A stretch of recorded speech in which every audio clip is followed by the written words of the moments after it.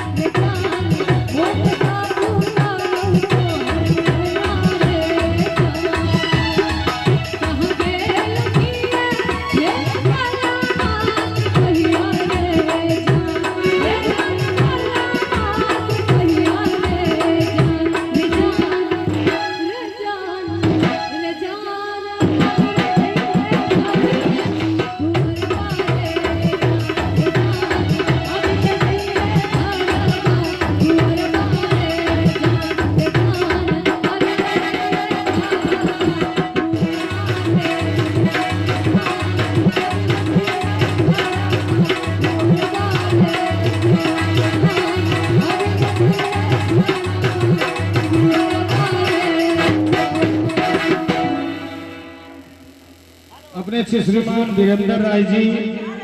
संजय राय जी दोनों गोटा के तरफ से 101 रुपया के पुरस्कार है। संगे अपने श्री बाबा screen printer proprietor Surendra Yadav ji उनका तरफ से